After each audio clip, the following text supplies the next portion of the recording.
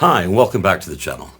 You know, the other day I was on Facebook and I was looking at a beginner's guitar page, and one of the questions that had come up was, how do I play over a blues? And several of the responses were, well, you just play some pentatonics over the top of it and it'll be fine, which of course is bullshit. And today we're going to look at that in a bit of detail and how you can actually make it sound like you know what you're doing. You will need three things for this. A, the A minor pentatonic scale, which looks like this, I'm sure you know.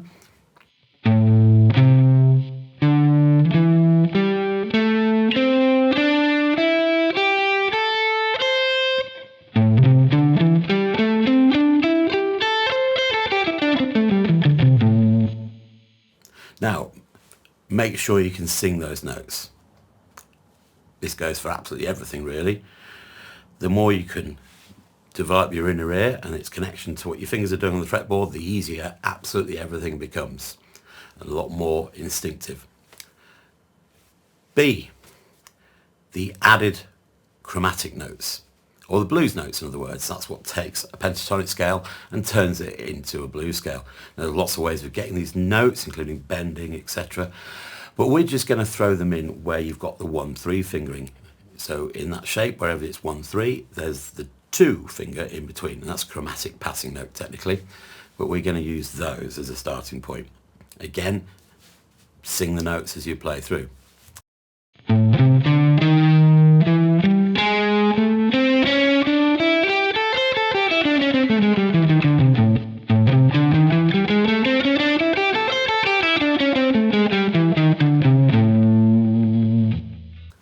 And C, you will need these two shell voicings.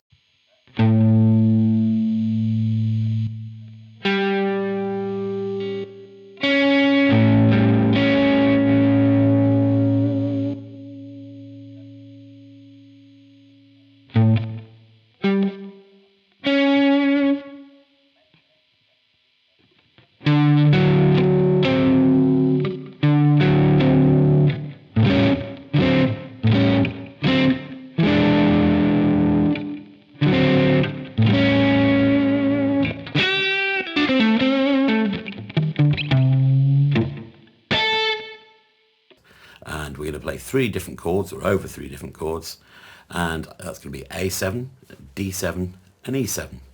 One of the shapes does a double duty.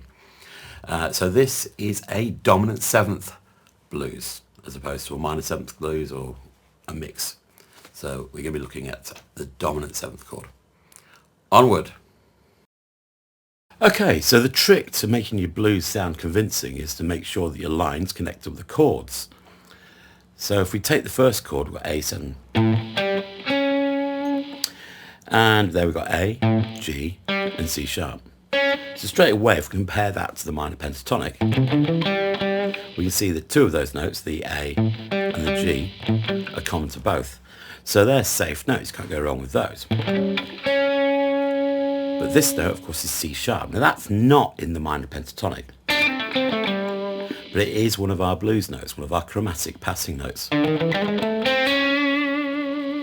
So you can still play a C over the A7, it's just going to be a passing note. And we're used to that sound because it's like a part of an altered dominant thing, which is very much part of the blues sound. So you might do A7, play the chord, then play a line,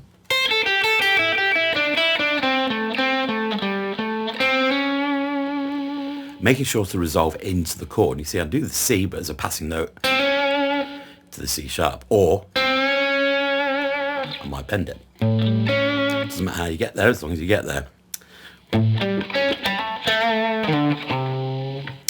Similarly, when you've got passing notes, like they've got to connect up to a chord tone.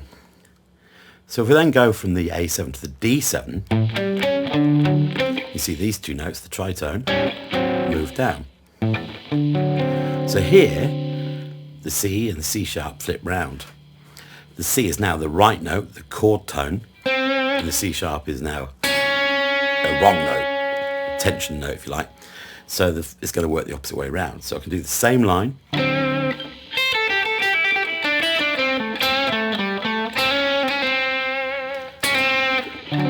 got to make sure that I land on the C to resolve the line. Also, I've now got an additional target note. See that F sharp there? So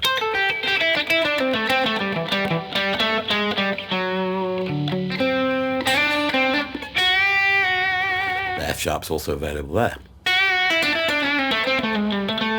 And then back again.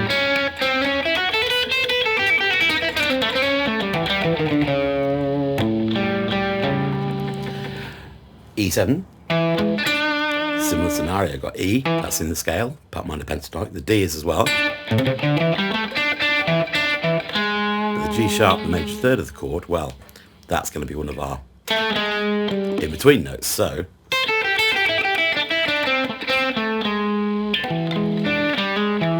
we can go from the G to the G sharp into it.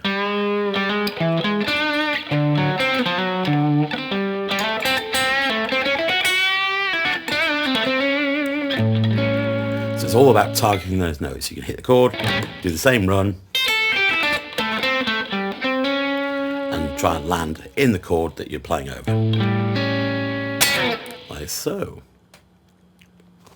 So the next thing to do is think about the notes of the chords. And if you played around with those shell voicings, you'll have noticed this shape. That's the tritone. That's what makes a dominant seventh chord a dominant seventh chord. And these are the notes you're generally going to be targeting.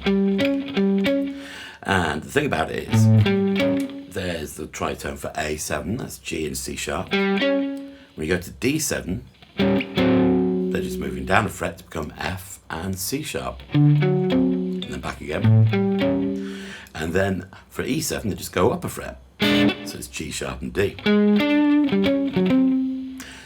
And those are the notes, say, you want to resolve your lines into. So all there within 3 frets of each other.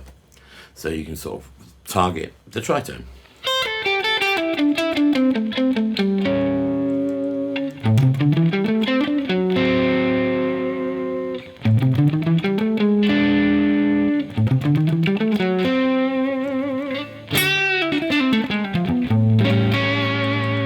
Like so. And at that point, you're ready to have a go with a backing track with these notes in mind. So, having spent a bit of time familiarising yourself with the tritone notes for each of the chords, next step is to have a go with a backing track.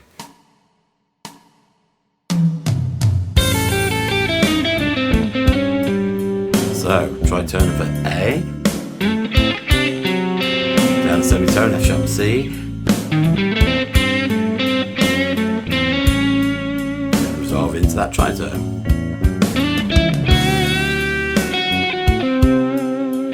F sharp and C.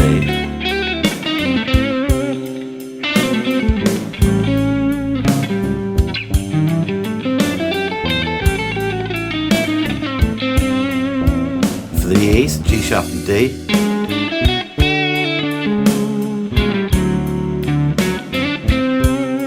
Down for the D.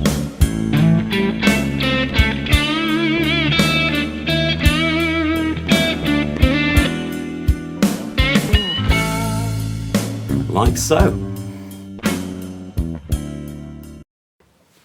Okay, that's all for this lesson. Hopefully you found it useful. If so, click, subscribe, like, share, all that good stuff. And I'll see you next time. Take it easy. Keep it greasy.